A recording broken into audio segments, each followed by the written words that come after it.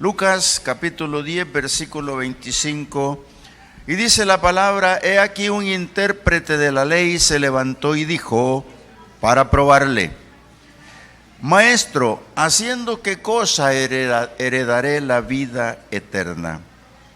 Él le dijo: ¿qué está escrito en la ley? ¿Cómo lees? Aquel respondiendo dijo: amarás al Señor tu Dios con todo tu corazón y con toda tu alma y con todas tus fuerzas y con toda tu mente, y a tu prójimo como a ti mismo. Y le dijo: bien has respondido, haz esto y vivirás. Déjelo ahí que ya vamos a ocupar el resto. Los intérpretes de la ley de aquel tiempo eran hombres considerados muy importantes, personajes grandes, porque se les denominaba doctores de la ley, se les denominaba escribas, y también eran maestros. Pero esta gente había sido instruida por grandes hombres, entre los más conocidos de la Biblia está Gamaliel. Por ejemplo, Pablo había sido un hombre adiestrado a los pies de Gamaliel. Parece ser que Gamaliel era un hombre bien importante, conocedor de la palabra y de la ley. Pero la ley, hermanos, era exclusiva para el tiempo antiguo. Pero aquí están hablando con Jesús en el tiempo moderno, por decirlo así, donde Jesús respetaba mucho a esta gente, pero también el pueblo tenía un gran respeto por ellos. ¿Quién era más importante, ellos o Jesús? Yo creo que Jesús era el más importante, pero el pueblo no lo aceptaba. Y ahí la gran diferencia, hermanos, que se presenta. ¿Por qué? Porque el pueblo se inclinaba más por los sabedores de la ley, por los conocedores de la ley, los escribanos, los maestros de la ley como Nicodemo, y a Jesús lo desconocía. Pero Jesús sigue siendo importante, aunque en ese momento no hay manifestaciones directas de lo que era la salvación, porque no lo habían entendido. Jesús en un momento de su ministerio, que fue el primer mensaje, se paró y dijo: el reino de los cielos se ha acercado a ustedes, por lo tanto, arrepiéntanse y crean al evangelio. Ese fue el primer mensaje de salvación que oyeron, pero ¿cuál fue el problema? No lo entendieron. ¿Y quién lo dijo? Se llama Jesús. Por eso quiero hablar un poquito yo esta tarde sobre este tema. Las misericordias de Dios alcanzan a los heridos. Las misericordias de Dios alcanzan a los heridos. ¿Por qué? Porque Dios da el conocimiento para heredar la vida eterna. Nadie que no tenga conocimiento de la palabra, nadie que no entre en el detalle de conocer el evangelio va a poder heredar el reino de Dios. Hermanos, es importante escuchar la palabra de Dios. En primer lugar, Dios no nos ve como profesionales. Y si Dios no me ve como profesional, no puedo decir que yo alcanzo la salvación porque soy ingeniero, no lo soy. No puedo decir que yo porque soy doctor voy a alcanzar la salvación primero que ustedes, no es cierto. Aquí los doctores de la ley, los escribanos y todos los maestros de la ley se creían superiores a cualquier cosa, y ellos no conocían la salvación, pero se hacían acreedores de las primeras cosas o de las cosas más grandes. Pero Dios no está viendo aquí a nadie profesional, no está viendo eso. Dios lo que nos ve y lo que vio en ellos es lo mismo que ve en nosotros, heridos por el pecado. Y cuando estamos heridos por el pecado, el Señor comienza a través de la palabra a despertar el interés por la vida eterna. Él está despertando el interés de todo aquel pueblo para que sepan, para que investiguen qué es la salvación. En primer lugar, como no lo habían entendido, Jesús lo que está diciendo es que Él tendría que ser la propiciación por los pecados. No lo podían entender, y todavía hoy en día, amados hermanos, en los campos de batalla como es el evangelismo, no entienden que Jesús fue la propiciación para Dios, para salvación del hombre. Lo que estamos diciendo en este primer punto, es que la propiciación consiste en que Dios se puso entre Dios y los hombres para calmar la ira de Dios. Fue propicio a Dios con su muerte para que nosotros no tuviésemos sobre nuestras vidas la ira de Dios. Porque la ira de Dios existe desde que el hombre cayó en el huerto del Edén y ha continuado en el pecado y haciendo locuras y tonteras, pero ellos no han entendido la parte medular de la propiciación. Segundo, que Jesús pagaría un precio con su muerte para redención del mundo.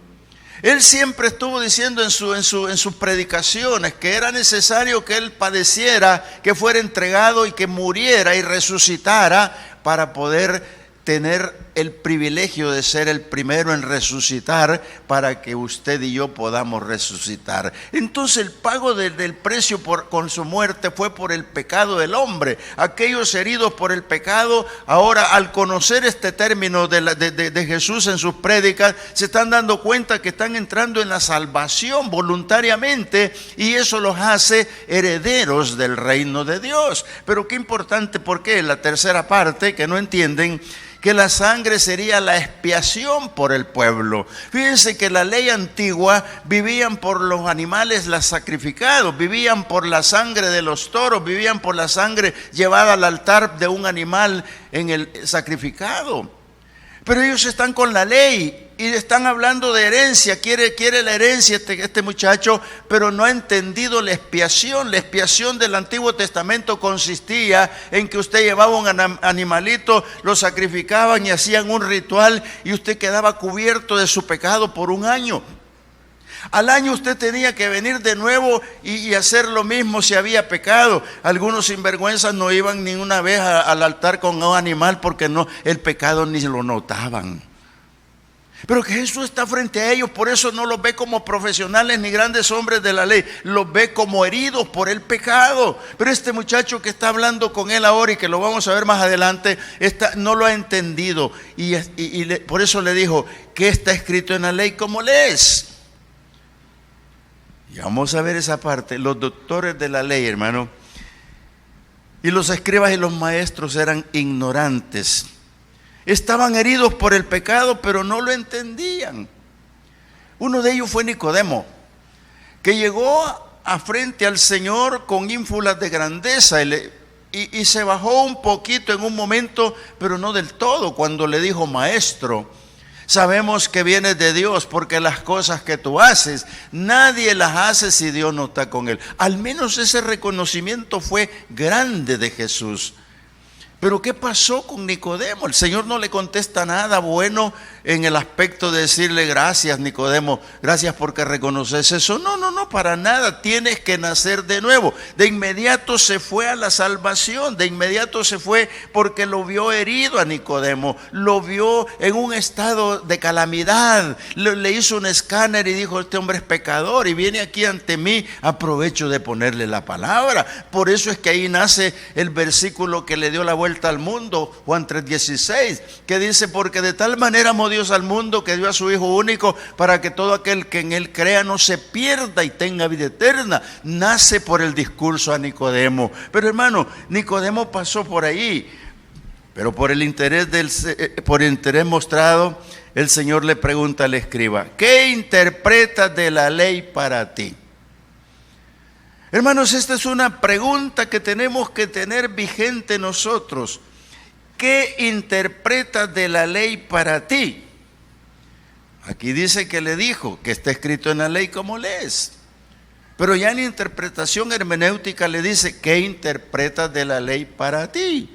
Y él aparece con el primer mandamiento: amarás al Señor, y lo recita completo. Hermano, ¿cuántos de ustedes se saben un poema? Pero ¿cuántos lo viven? ¿Cuántos de ustedes se saben el primer mandamiento, hermanos, pero lo viven?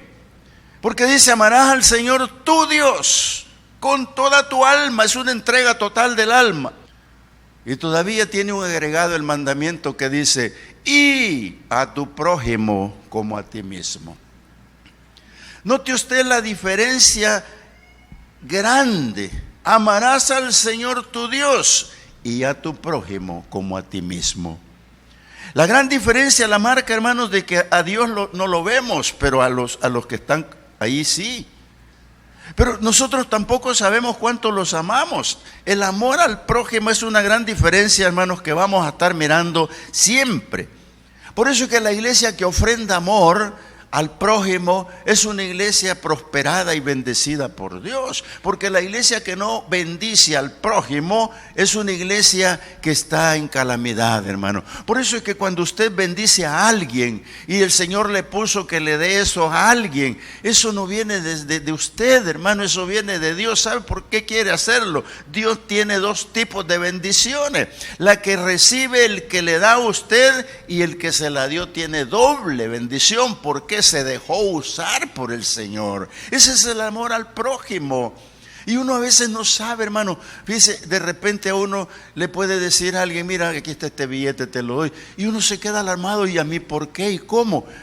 Pero detrás de ese billete ha habido un clamor, porque hay una necesidad. Entonces Dios usa a esa persona para que usted le aparezca en el momento que menos se lo espera, hermano, porque nunca le va a mandar a dejar algo a alguien que tiene. Si alguien tiene bastante, no le va a dar eso, hermano, pero a alguien que el Señor se lo ordena. Por eso yo siempre, cuando a mí me da alguien algo, yo me voy en oración a bendecirlo, porque yo sé que Dios lo usó, y lo usó en el doble propósito: bendecirme a mí y bendecirse él a través de lo que Dios le puso en su corazón. Ese es el amor al prójimo, amado hermano, manifestado no solo en eso, sino en otros aspectos de la vida, ayudarlo de una forma, de otra. Eso es amar al prójimo.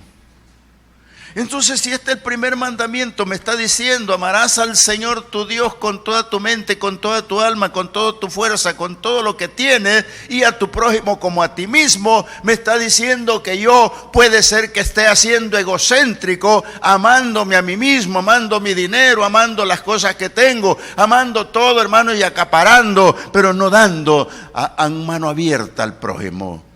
Esa es la gran diferencia que vemos cuando el amor no aparece. Pero Jesús acepta la teoría del maestro de la ley. Fíjese que lo que él hace es reprobar la aplicación sobre el mandamiento. ¿Por qué?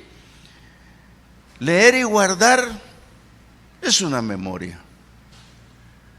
Y yo me doy cuenta con la tecnología ahora de que usted tiene un montón de cosas en la compu, y de repente le truena la compu y se aflige porque no guardó nada. Mi hija pasa siempre por la compu y me revisa y me lo manda a una memoria y me la guarda. Porque ya me ha pasado varias veces que me truena la compu y yo el siguiente día voy a predicar y ahí tengo todos los datos. Y me dice: papi, no se aflija, aquí está la memoria. ¿Sí? Así somos nosotros. Por eso el salmista dijo: en mi corazón yo he guardado tus dichos para no pecar. ¿Por qué? Porque si lo guardo en la memoria frágil que es la mente aguanta muchas cosas, pero se le pierden.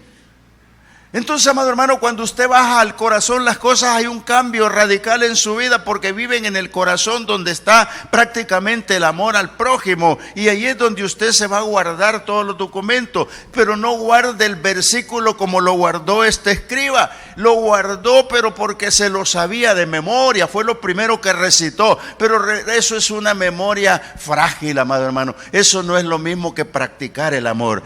Hacer es una actitud voluntaria. Mira, ¿por qué digo esto? Jesús dijo aprobativamente a este muchacho. Y lea conmigo el versículo 28. Y le dijo: bien has respondido. Yo lo acepto. Bien has respondido el mandamiento, pero me parece excelente. No te comiste ni una coma, ni un punto y aparte. Lo hiciste, pero perfecto. Pero haz esto y vivirás. Aquí está el mandato imperativo, hermano: haz esto y vivirás. Entonces el gran problema, hermanos, es que le manda a conocerse a sí mismo. Le manda a saber cuánto se ama o se aborrece. Hay personas, amado hermano, que en estos días se aborrecen tanto a sí mismos que no son capaces de perdonar. Se aborrecen tanto a sí mismos que no son capaces de poder amar al que está a su lado. Son capaces de no amar a sus hijos, a su esposa o a su esposo. Son capaces, hermanos, de no dar nada del tesoro que tienen adentro. ¿Por qué? El egocentrismo no hace otra cosa más que dejarte insatisfecho.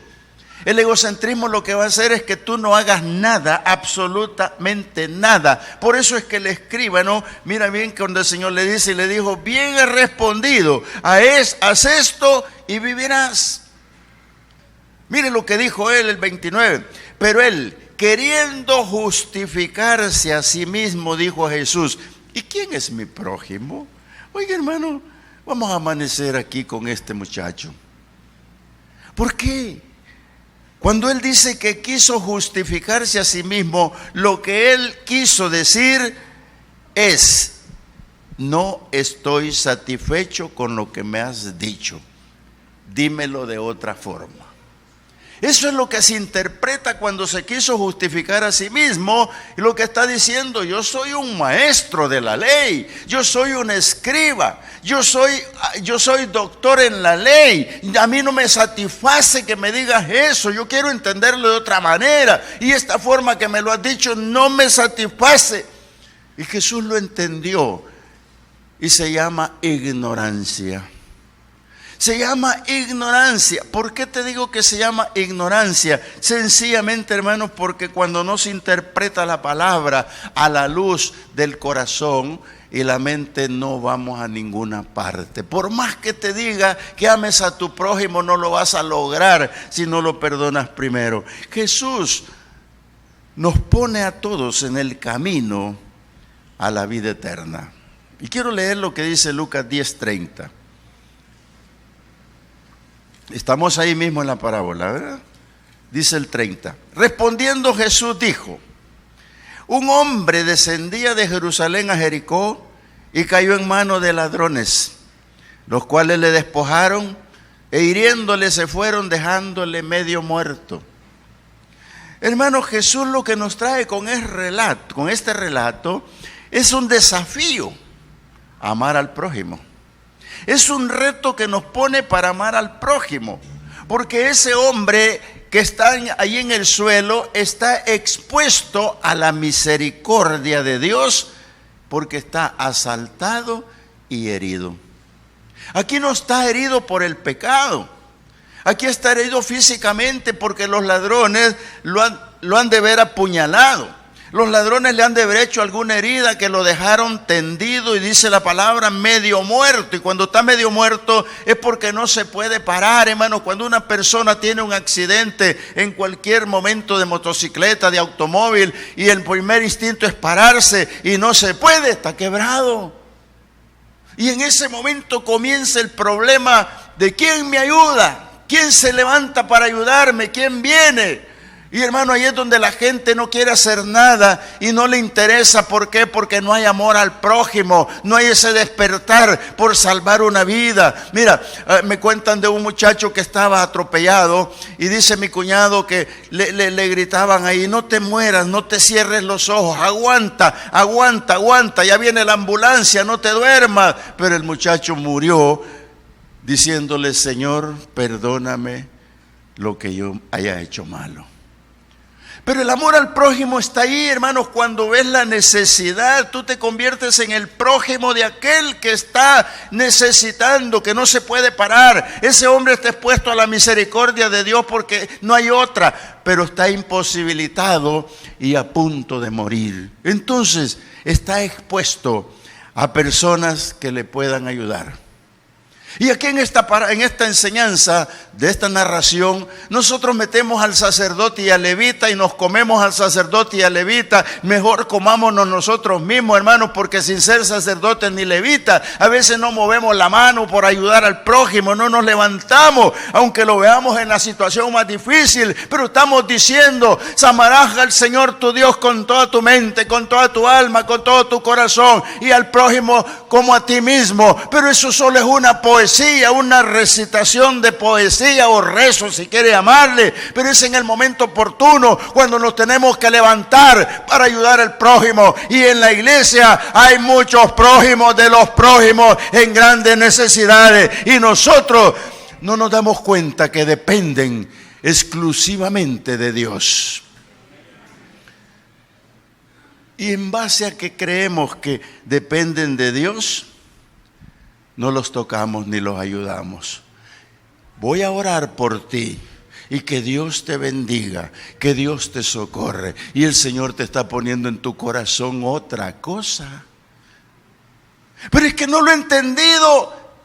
Pues el escriba tampoco lo entiende, no está satisfecho, y por eso le está narrando esto del hombre herido allí por los ladrones. Y mira lo que dice: aconteció que descendió un sacerdote por aquel camino y viéndole pasó de largo. No le interesó aquel problema. Aconteció, dice, asimismo un levita llegando cerca de aquel lugar y viéndolo pasó de largo. Los dos lo vieron y pasaron de largo, pero no nos fijemos tanto en ellos, hermano. Pero un samaritano que iba, ¿sabe qué pasó con el samaritano? El samaritano era enemigo de él. Amado hermano, cuando estás tendido en la cama, cuando estás en el problema de la fiebre, cuando estás en el hospital, cuando tienes un accidente, no te importa si el que te va a ayudar es tu enemigo, no te estás fijando si lo conoces o no. Lo que estás buscando es la misericordia de Dios. Por eso el prójimo va a seguir siendo importante en todas las latitudes de este mundo, porque, amado hermano, Dios manda amar al prójimo como a uno mismo. Eso tiene gran importancia. Ahí está el hombre muriéndose,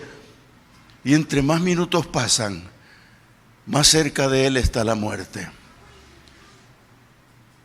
Pero viene un enemigo movido por Dios, un samaritano, enemigo de él.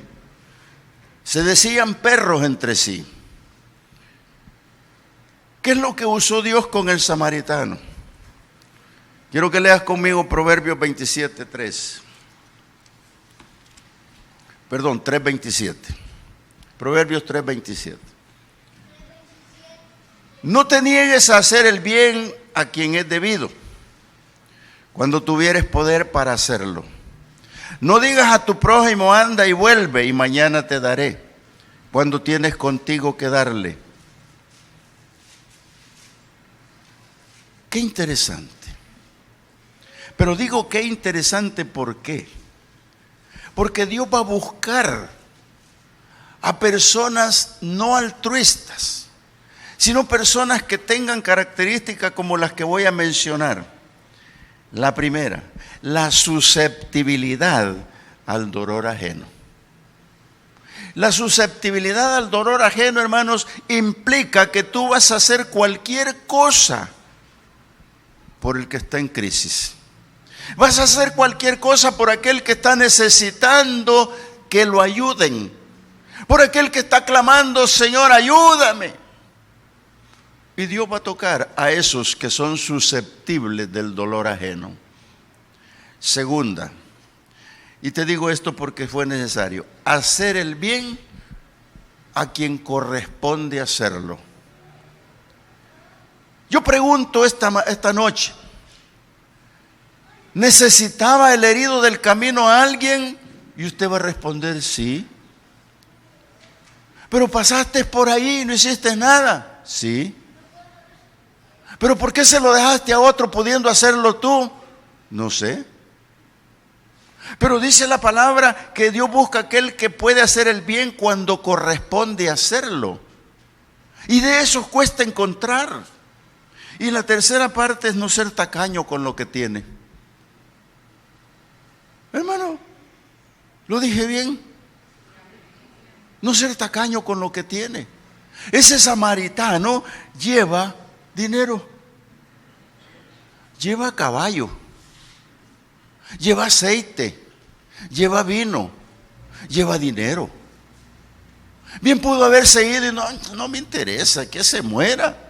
pero fue movido a misericordia, dice la palabra. Y cuando Dios mueve a misericordia a alguien, es porque ha sido tocado en lo más profundo de su corazón. Y la misericordia consiste, hermano, en hacer el bien, no importando quién sea, no por amor, porque no lo amas, no lo conoces. Lo que estás interesado es en ayudar, porque Dios tocó tu corazón para que hagas el bien, para que emplees lo que tienes para ayudar al necesitado.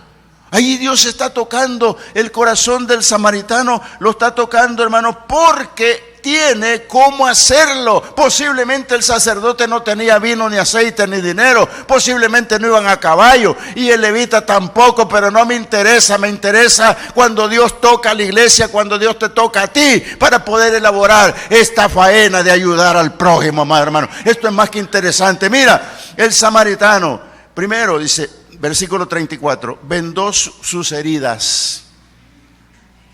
¿Sería médico? No, ¿verdad? Pero vendó sus heridas. Y cuando vendó sus heridas, hermano, ¿qué pasó? Y viéndole fue muy, y sacando, vendó sus heridas, echándole aceite y vino. Por supuesto que esto lo vamos a apreciar como un medicamento para, decía mi abuela, para tancar la sangre, ¿verdad? O estancar la sangre. El vino y el aceite. Pero llevar vino y aceite implica que era un hombre preparado. Era un hombre que sabía que el aceite lo iba a ocupar en el camino por el calor, porque se lo ponían en la cabeza para refrescarse. Y el vino servía para mitigar la sed, no para embriagarse. Y llevaba su caballo. Pero mire lo que Dios utilizó a un hombre que tenía esas cosas. Y poniéndole en su cabalgadura, lo levantó, lo subió a su caballo y lo llevó al mesón y cuidó de él. ¿Sabe dónde lo llevó? Al hotel. No había hospital por ahí, pero en el hotel sí había un cuidado más intensivo.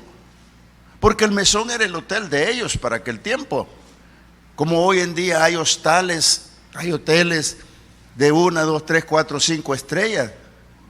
Pero cuando uno va a un departamento o algo, busca un hostal. Y si el lugar donde va a ir es caliente, busca que tenga aire acondicionado y una cama. Punto. Y va a la playa, usted quiere un ranchito con aire acondicionado y una cama. Pues este hombre tiene comodidad y lo llevó a su hotel, al mesón. Y ahí lo llevó y lo puso allí. Y mire que este hombre cuidó de él mientras estuvo en el mesón. Mientras estuvo en el mesón, estuvo al cuidado intensivo del prójimo. Amado hermano, esto tenemos que llevarlo esta tarde en el corazón y no estar como el escriba. El Señor le dijo, bien lo has dicho, haz tú lo mismo y vivirás. Pero no sintiéndose satisfecho y quiso justificarse a sí mismo, preguntó, ¿y quién es el prójimo? Aquí ya lo está explicando el Señor. Y mira qué interesante, ¿por qué? Dios, hermano, pone en el corazón de la gente quitar eso, porque dice que le tengo que dar cuando tengo el poder para hacerlo. Y este hombre tenía el poder para hacerlo. Dejó 2 denarios, y mire, léalo conmigo. Y le dijo al mesonero, dice, al otro día al partir sacó 2 denarios y los dio al mesonero y le dijo, cuídamele. Oye, ¿sabe lo que eso ocurre, hermano?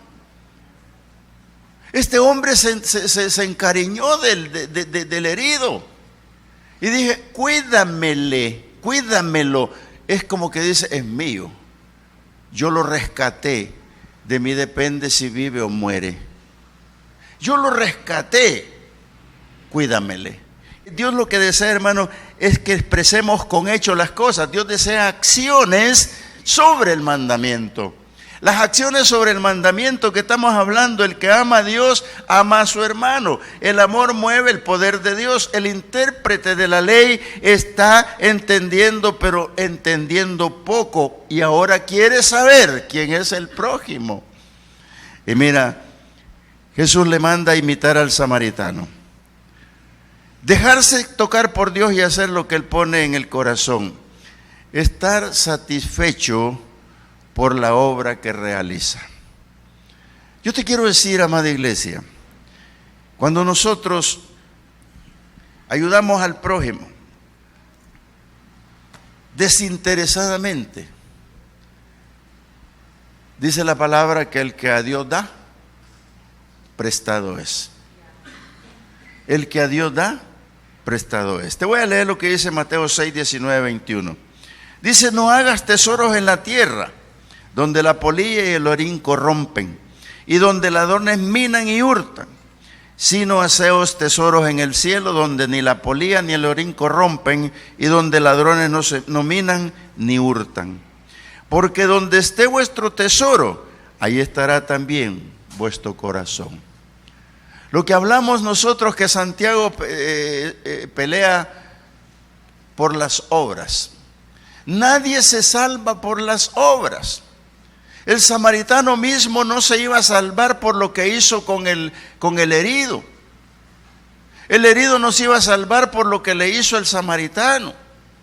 Lo que le está explicando al hombre que era el escriba es que la palabra es por el oír y la fe es por el oír y oír palabra de Dios. Lo que le está explicando que lo que salva es la sangre de Cristo. Lo que le está explicando es que el que cree en el Señor Jesucristo es salvo. Lo que le está explicando es que la herencia que tiene que él tener en un determinado momento solo puede ser amarrada y tomada recibiendo al Señor Jesucristo en su corazón. Porque es ahí donde Dios lo sella con su Espíritu Santo y lo deja selladito para el día de la disposición final. Cuando Cristo venga, no va a llevarlo porque diste mucho dinero, no te va a llevar por eso, sino que te va a llevar porque te dejaste usar por la misericordia de Dios para bendecir al prójimo. Porque Dios te va a llevar no por las obras, sino por lo que tú has hecho a través de creer en la obra redentora del Dios Todopoderoso, del Señor Jesucristo. Eso es lo que está diciendo. Por eso que los tesoros en el cielo, hermano, no son conocidos todavía,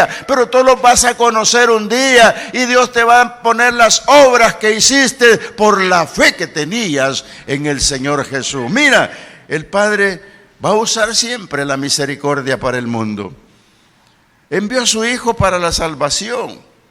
Y Jesús vino para curar y para sanar las heridas. Vino para salvar lo que estaba perdido. Jesús vino para darnos la vida eterna, nombrarnos herederos y coherederos. Por eso es que Dios envió a su Hijo para sanar las heridas del pecado, amado hermano. Tú ya no eres el herido que está en la calle, aunque en algún momento podría ocurrir. Pero aquí me estoy refiriendo a las heridas que tiene el hombre por el pecado. Pareciera que no está tirado, pero está tirado en la calle. Y el único que te puede levantar es el misericordioso Dios, que envió a su Hijo para que tú y yo podamos tener vida eterna, amado hermano. Él va a curar tus heridas, Él va a poner el aceite, Él va a poner el vino para que tú te levantes y te restaures del lugar donde estás perdido, y Dios te va a rescatar. Y tú, como este hombre, escriba y fariseo, que no lo entendía y se quería justificar a sí mismo, así nosotros también tenemos que cambiar la actitud y creerle a Dios. Mira, la palabra dice, Hebreos 2:17, dice de esta manera. Dice así: por lo cual debía ser en todo semejante a sus hermanos, para venir a ser misericordioso y fiel sumo sacerdote en lo que a Dios se refiere, para expiar los pecados del pueblo. A eso vino el Señor. Aquí ya pasó uno, ya pasó otro, y te hablan de este y del otro, del santo no sé cuánto, pero el único que te va a vendar tus heridas se llama Jesucristo. El que participó de carne para que pudiésemos entender los misterios de Dios. Ese es el único que te puede vendar tus heridas. Y las heridas del pecado, como la tenían los fariseos, como la tenía este escriba, no los vio como profesionales, los vio como heridos por el pecado. Y por eso el Señor lo lleva aquí y le pregunta al final, quiero leértelo, lo que a veces no entendemos. Primero le dijo, hazlo y vivirás. Y aquí le está diciendo de esta manera: ¿quién pues de aquel de estos tres te parece que fue el prójimo del que cayó en manos de los ladrones? ¿Cuáles tres? El sacerdote, el levita y el samaritano. Le pregunta al fariseo, ¿cuál de estos tres crees tú que fue el prójimo del herido? Y usted respondería igual que yo, el prójimo del herido, aquí dijo él, el que usó de misericordia con él. Y como le respondió correctamente, igual que el mandamiento, ahora le dice, ve y haz tú lo mismo. Aquí está marcada la diferencia. Anda y haz tú lo mismo. Eso, en pocas palabras, le dijo, cuando hagas eso, entonces vas a entender quién es el sumo fiel sacerdote que vino para deshacer las obras del diablo. Vas a entender que el sumo sacerdote vino para expiar los pecados del pueblo. A todos los heridos por el pecado en este mundo, no hay otra solución que buscar la misericordia de Dios. El arrepentimiento, dice la palabra, arrepentíos y convertíos para que vengan sobre vosotros tiempos de refrigerio. Pero queremos los tiempos de refrigerio antes. No, hay que arrepentirse primero para que vengan los tiempos de refrigerio. Oremos al Señor. Padre bueno, gracias, Señor.